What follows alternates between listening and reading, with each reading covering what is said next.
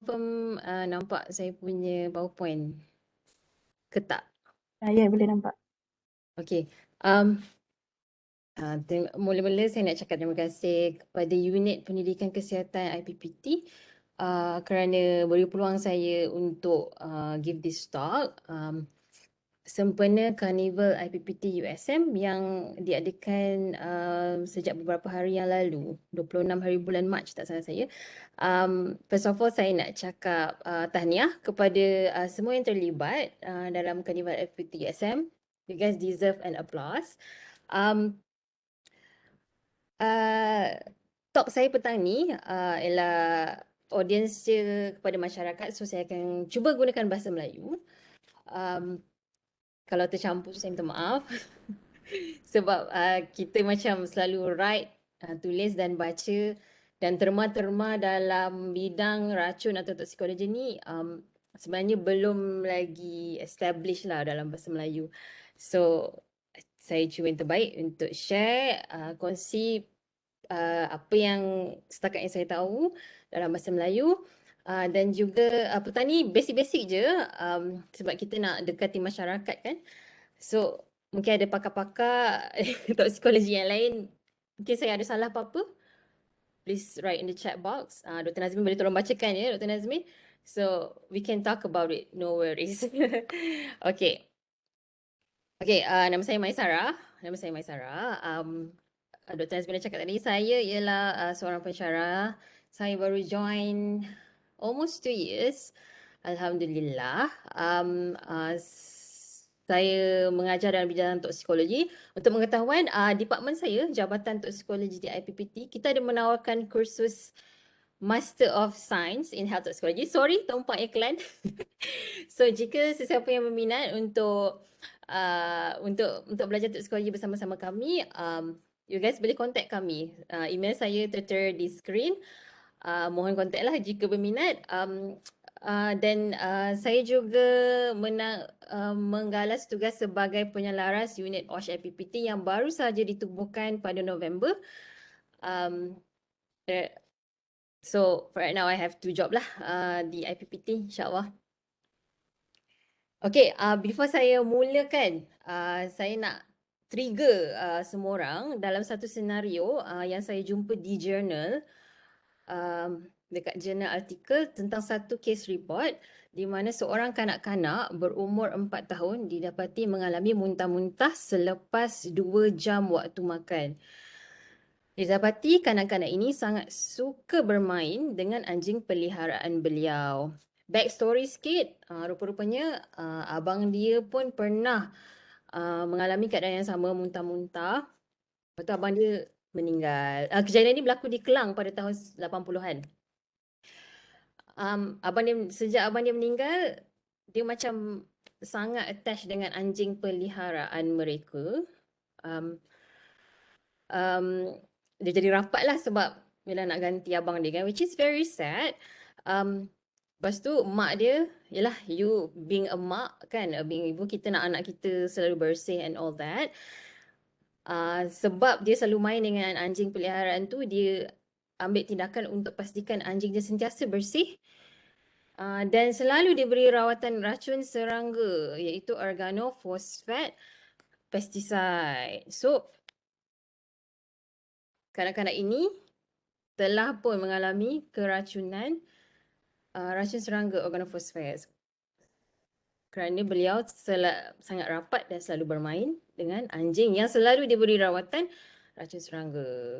So itu salah satu contoh senario yang mungkin berlaku, yang na'udzubillah, we don't want that to happen of course, yang may happen to our own children, untuk anak-anak kita di rumah lah. Okay, masa tu ni tahun 80-an, mungkin pesticide tu dah dalam bentuk lebih selamat kan. Sekarang ni yang saya tahu racun serangga untuk bunuh kutu ke apa, just semua titik dekat neck, leher binatang tu lah, kucing ke anjing. Itu yang saya tahulah setakat ni. Okay. Okay, senario kedua. Seorang kanak-kanak berusia 2 tahun hadir mendapatkan rawatan di Jabatan Kecemasan ketika bermain ibu bapa mendapati kanak-kanak ini menangis dan muntah-muntah. Kanak-kanak ini didapati memegang sebiji botol kecil tanpa penutup yang mempunyai cecair wangi berwarna ungu. Nafas kanak-kanak juga berbau wangi. Okey. Okey, we will come back. Kita akan kembali kepada Senyora ini at the end of the talk. Saya nak mohon penonton atau kawan-kawan kat sini boleh teka tak apakah keracunan yang kanak-kanak 2 tahun hadapi. Okay, clue dia sebiji botol kecil tanpa penutup yang mempunyai cecair wangi berwarna ungu. Okay, mungkin ada siapa boleh teka ke? Ada siapa nak respon? Dr. Nazim ada orang respon tak? Setakat ni tak ada lagi. Ada Okay. Okay, ada satu respon yang cakap Nila ke? Nila. Nila. Tak betul. Jawapan dia tak betul. Ada jawapan lain tak, Dr. Nazmin? Ada. Tak ada So far satu je. Yeah. Good try, good try. Ada. Oh, Okay, ada sabun pewangi. softener. Okay. Softener. Okay, jawapannya tak betul. Tak apa, we can come back to this at the end of di akhir talk ni. Tapi mungkin ada clue baru, kejadian ni berlaku bukan di dalam Malaysia, tapi di sekitar tahun 2015. Tak sure clue tu boleh membantu ke tidak, tapi let's come back to that. Okay, Dr. Nazmin? Kalau saya terlupa, tolong ingatkan. Okay, insyaAllah. Alright. So, racun di rumah, apakah maksudnya racun di rumah? Racun sebarang sebatian yang digunakan di rumah yang boleh menyebabkan kemudaratan jika seseorang itu tertelan, tersentuh, terhidu bahan tersebut. Basically, jika anda terdedah, tak kiralah macam mana pun sebab yalah macam kejadian kanak-kanak kan. Masa terdedah tu kita tak nampak pun dia buat apa kan. Dia tengah main sorang-sorang. Yalah, dia main seorang-seorang, kita macam tak perasan pun tiba-tiba dia menangis macam tu kan. So kita tak tahu pun whether dia tertelan, tersentuh atau terhidu. So kita boleh cakap in general secara jika you terdedah lah kepada bahan tersebut, maka you mengalami keracunan. Okay, ini saya dapat daripada London Health Science Centre Facebook. Ni gambar satu rumah. Okay, dalam banyak-banyak ni rumah orang putih lah. Mungkin tak sama macam kita. Obviously, kita tak simpan medication dalam bathroom. Right? Tu macam orang putih lah. If you watch, kalau you tengok drama and all that, you'll see diorang simpan medication dalam dalam bilik air. So, boleh dikatakan mengikut gambar rajah ni, setiap bahagian di rumah, memang you ada kemungkinan untuk menyimpan banyak poison ya. Okay, saya in the bathroom dia kata perfume and sleeping medication. Sleeping medication mungkin tak common di Malaysia, tapi perfume. Perfume bottle cantik kan, betul tak Nazmin? Cantik kan, bottle very fancy. Sekejap, Britney Spears punya perfume ada butterfly. So macam menarik kan dekat budak-budak especially kan. Kalau tak budak-budak pun maybe untuk seseorang yang akalnya tidak sihat kan. Mungkin dia macam, oh what is this? Apa benda ni menariknya kan? Okay, in laundry room, dalam bilik laundry pun rasanya orang Malaysia tak ada laundry room tapi kita adalah detergent, bleach, peluntur kan, Clorox kita panggil kat sini. And then, okay sekarang saya tengok kat garage pun kat luar lah kita kat Malaysia, garage tu kira dekat luar, bahagian luar rumah. Kita mungkin ada simpan pesticide, pesticide racun serangga. Kita mungkin juga simpan fertilizer, baja dan macam-macam lah, minyak hitam, pencuci kereta lah kan. And then the front door dekat pintu depan, cleaning product, bahan-bahan pencuci, kosmetik, ubat-ubatan dan hand sanitizer especially in this dalam era pandemic ya. And then living room alcohol, most of us doesn't drink alcohol, but I know some of us dalam kalangan kita minum alkohol. And then at the kitchen, household cleaners, bahan-bahan pencuci, dish soap, dishwasher, cannabis tak ada, kita tak, it's not common for us to simpan ganja. And then in the toilet, bleach, shampoo, mouthwash, nail polish, everything. Dalam semua bahagian di dalam rumah, kita memang ada simpan bahan-bahan kimia yang mungkin atau memang berbahaya pada kanak-kanak dan orang-orang yang tidak memiliki akal yang sihat kan. So please kita kena tahulah benda ni kan. Be sensitive, maksudnya okay, kat sini ada bleach. Okay, if somebody, ada seseorang datang apa semua, ataupun ada seseorang yang tak sihat kan, akal yang tak sihat, maybe they want to end their life ke apa-apa ke, kita kena make sure lah barang-barang ni disimpan dengan baik. Okay,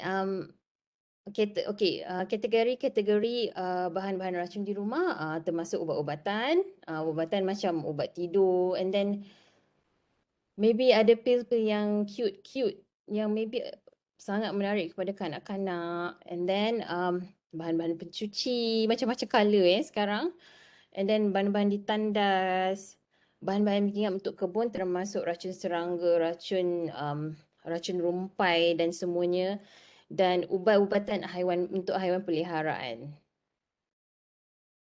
Okay, saya sediakan some visual kat sini. So ini macam racun serangga. Racun serangga yang dalam bentuk spray ni biasa. And then the pil dekat kiri bawah sangat menarik, sangat cantik. Maybe akan membuatkan kanak-kanak tertarik. And then Tide Pods. Tide Pods ni sebenarnya deterjen untuk mencuci baju yang berada dalam pots.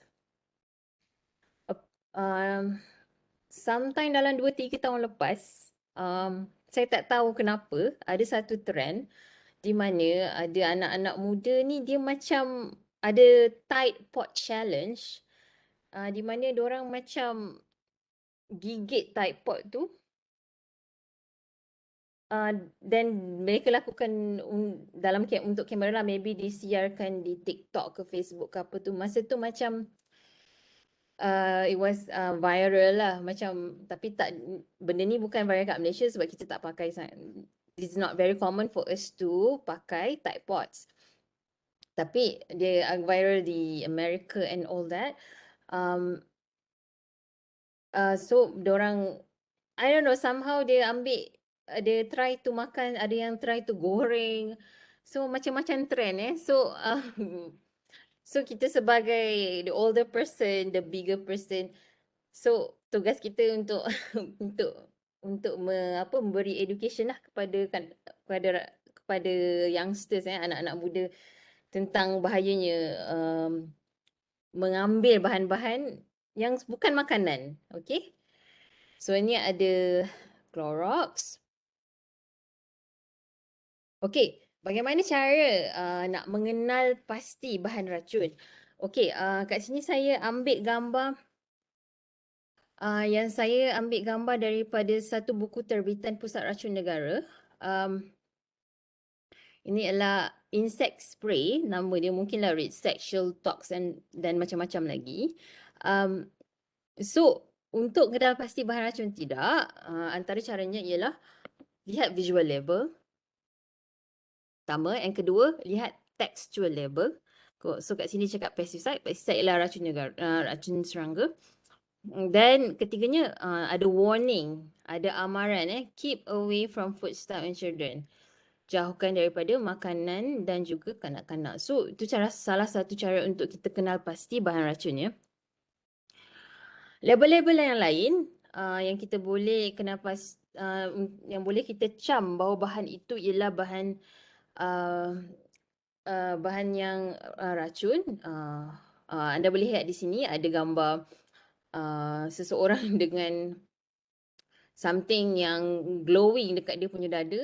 Itu ialah health hazard. Lepas tu ada api, ada exclamation mark, tanda seru, and then bom yang meletup, korosif. Ni macam ada tanda tangan, lepas tu macam ada kesan mengakis. Ni kesan mengakis. Maaf tak jelas gambar. And gas cylinder dan semuanya lah. So ini label-label lain yang boleh kita tengok dekat bahan-bahan kimia untuk kita kena pasti sama ada itu ialah bahan racun atau tidak. Okay, moving on. Bagaimanakah seseorang boleh terdedah dengan bahan racun? Okay, salah satu cara ialah ingestion, tertelan. Okay, let's go back to senario pertama yang saya cakap tadi. Yang kanak-kanak bermain dengan anjing peliharaan yang sering diberi rawatan racun serangga. Okey. Okey, so kat sini kanak-kanak tersebut mungkin juga dia dah pegang anjing tu and then dia terus pergi makan tanpa membasuh tangan. Yelah kanak-kanak 4 tahun kan macam tak perasan kan. So dia makan dan dia termakanlah sekali dengan racun-racun tersebut tanpa membasuh tangan. Okey. Itu salah satu cara lah, ingestion. Ada juga cara jika seseorang tu mental dia tidak sihat, ada kemungkinan juga dia menelan bahan racun dengan tujuan untuk untuk tidak mahu hidup lagi. Which is very sad, tapi that could happen to that itu ialah kes-kes yang agak berat yang membawa kepada kecederaan yang amat serius sebab dia akan minum banyak selalunya. Okey. Okey, untuk iklan sementara kita move on. Okey, sekarang ni saya nak share satu video tak berkaitan dengan racun pun tapi berkaitan dengan ingestion. Okay, so it's very funny. Video ni kelakar tapi amat sesuai sebab kita nak menghadapi Ramadan. Apabila anda semua tengok video ni, tengok cara apakah cara benda tersebut masuk dalam badan seseorang. Okay, saya mainkan ya. Kejap, Dr. Nazmin dengar ke video?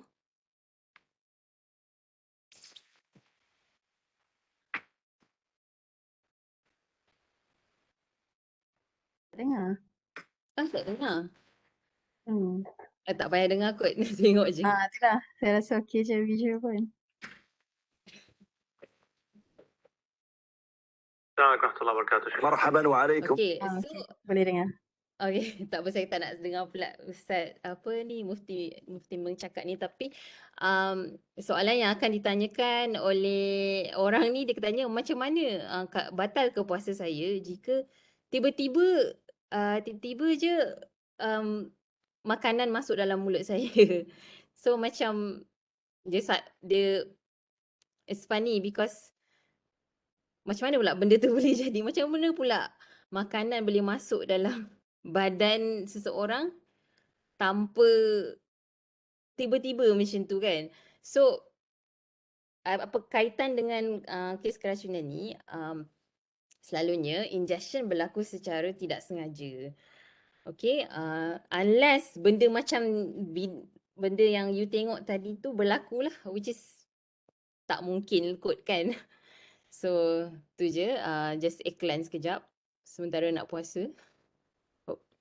Okay.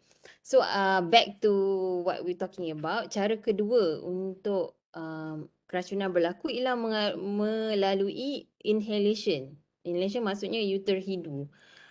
Okay, terhidu ni quite rare juga sebenarnya. Maybe masa you dekat kebun, you try to spray pesticide dan you tidak pakai alat perlindungan semasa aplikasi, dan maybe juga semasa aplikasi pesticide you isap rokok. So you hidu sekali lah benda yang you spray tu. Okay. And then melalui penyerapan kulit dan mata. So I think ramai tahu kita boleh ada je jenis-jenis ubat yang boleh kita apply melalui kulit kan. So So obviously jika kita sentuh bahan kimia atau apa-apa, boleh juga bahan kimia tu menyerap ke dalam kulit kita. Dan jika also kalau tak pakai alat perlindungan mata, you boleh juga terpercik ke mata juga ya. So itu adalah 3 cara bagaimana bahan racun boleh masuk ke dalam badan anda. Okey, maybe ada yang hairan, ada ke kes-kes keracunan yang membawa kepada admission di hospital? Okey, saya ada jumpa data tahun 2007. Memang ada kes-kes keracunan yang itu admission di Malaysia, dan kes yang paling banyak pada ketika itu ialah pesticide. Keracunan pesticide. Okey, ni tahun 2007. Sekarang ni sekarang ni saya tak tahulah, saya tak dapat data tu, saya tak jumpa data yang terbaru.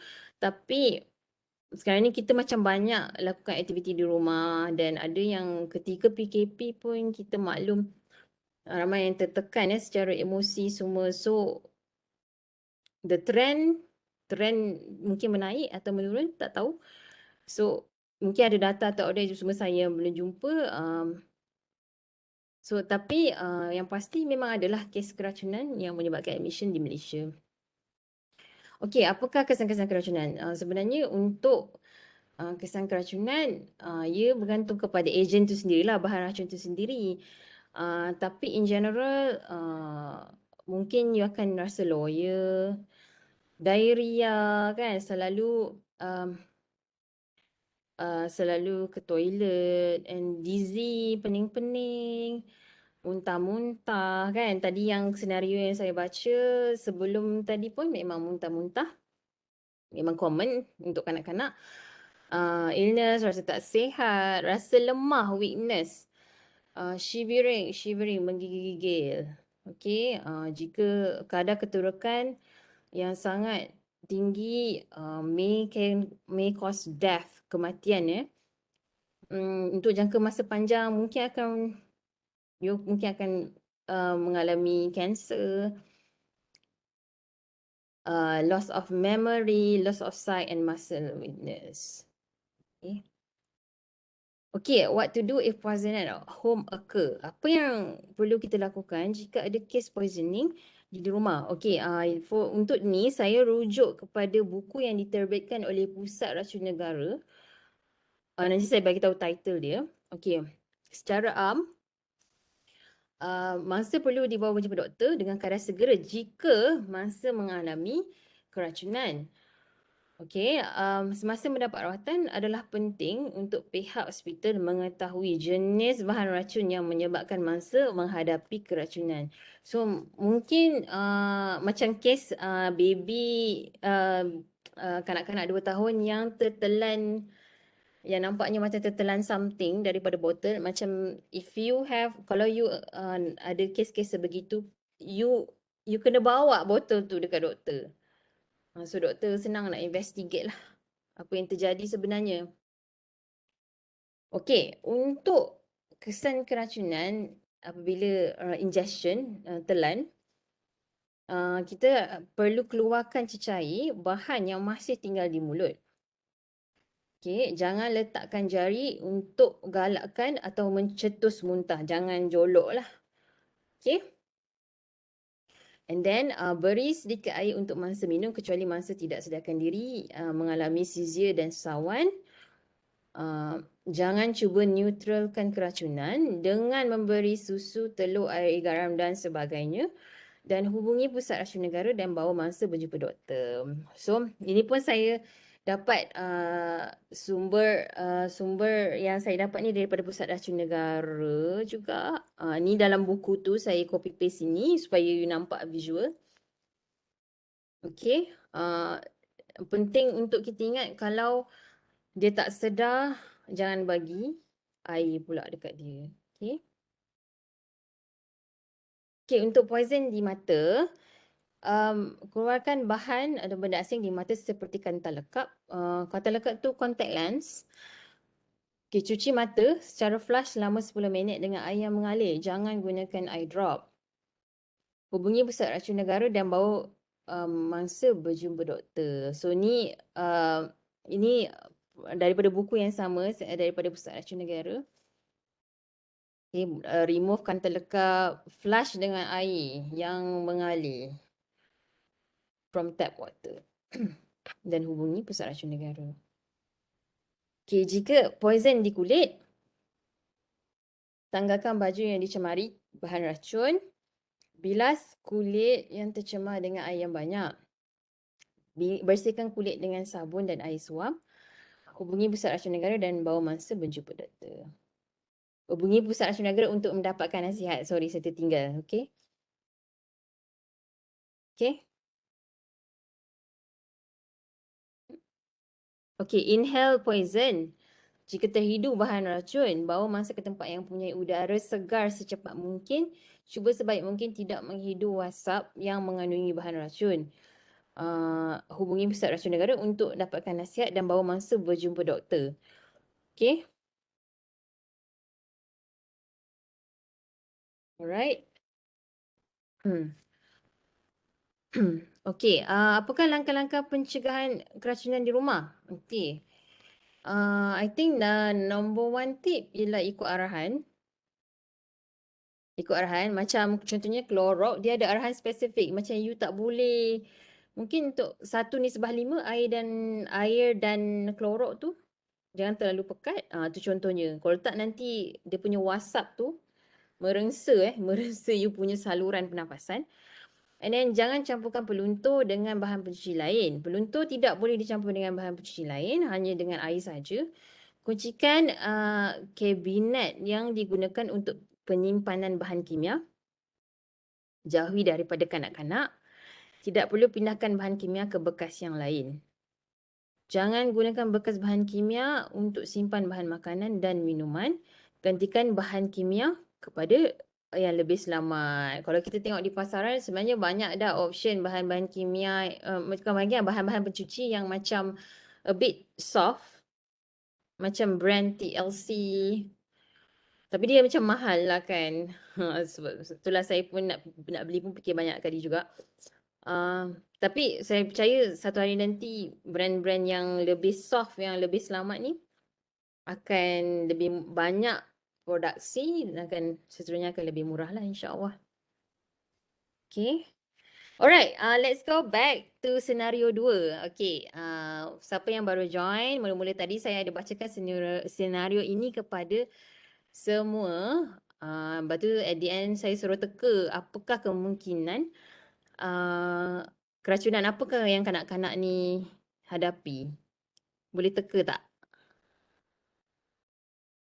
So tak apa, kita baca semula. Seorang kanak-kanak berusia 2 tahun hadir mendapatkan rawatan di Jabatan Kecemasan. Ketika bermain, didapati kanak-kanak ini menangis dan muntah-muntah. Kanak-kanak ni didapati memegang sebiji botol kecil tanpa penutup yang mempunyai cecair wangi berwarna ungu. Nafas kanak-kanak juga berbau wangi.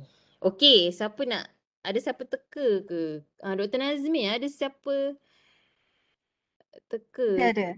Ada? Ada yang tanya essential oil ke? Oh, bukan juga.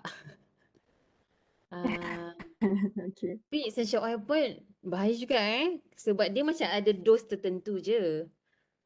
Kalau macam kanak-kanak tu tertelan apa memang bahayalah sebab dia macam sangat pekat kan. So something that we need to think Hati-hati about jugalah. juga.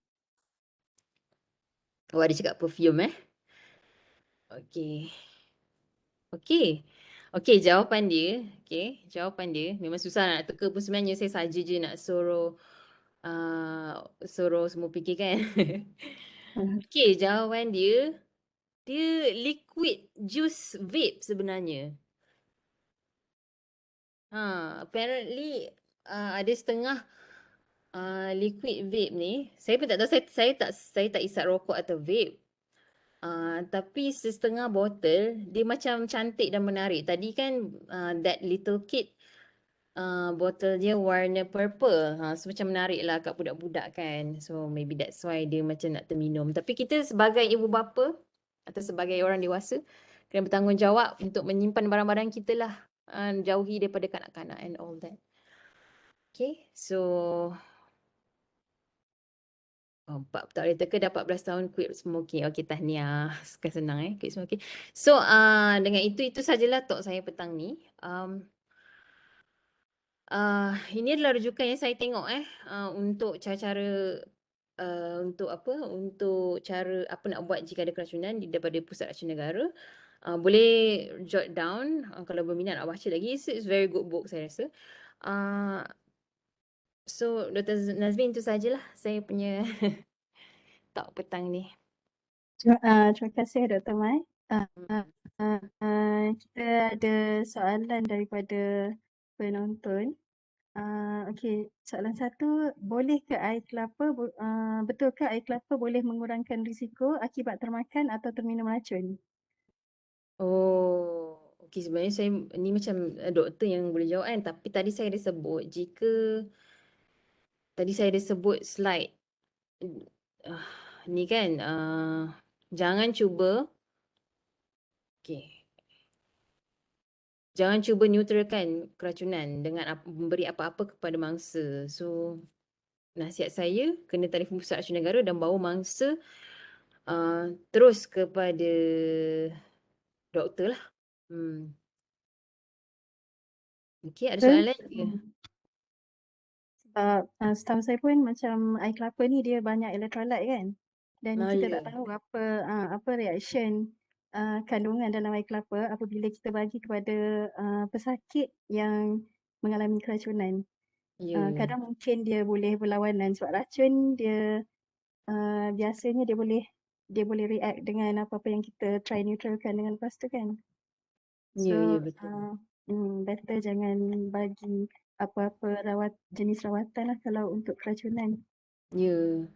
Masa telefon Pusat Racun Negara, minta nasihat dan bawa ke doktor secepat mungkin lah. Tu yang general rule lah kira dia.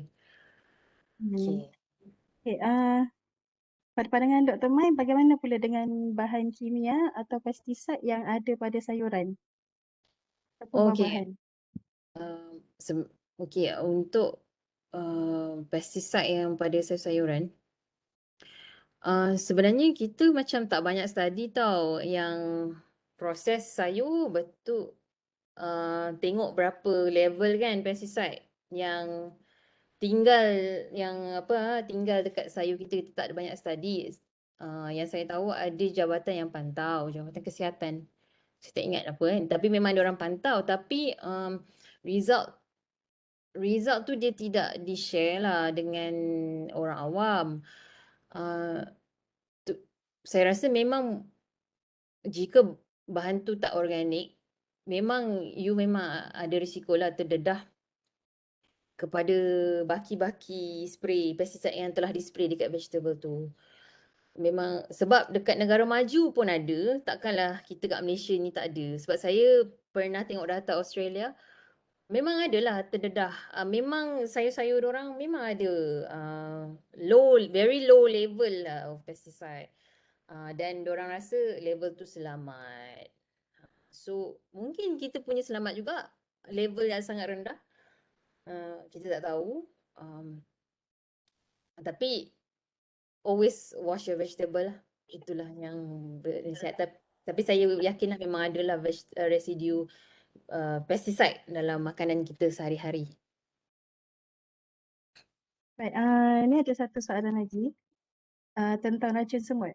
Racun semut yang jenis serbuk tu bahaya tak kalau sekiranya anak-anak terkutip makan? Oh, bahaya.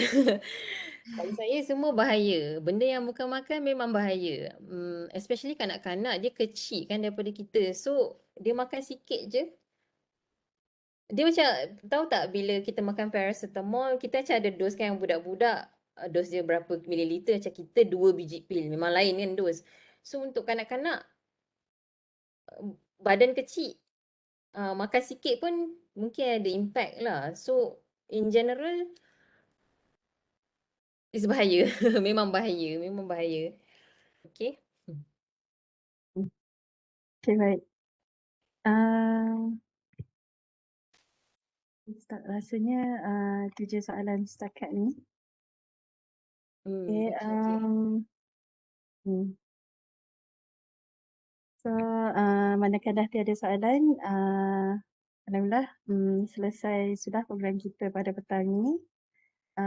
Dan terima kasih saya ucapkan kepada Dr. Maisarah atas misian dan ilmu yang disampaikan sebentar tadi. Juga terima kasih buat semua pendengar yang telah bekerjasama dan bersama-sama kita pada petang ini. Semoga kita semua mendapat manfaat daripada ceramah ini.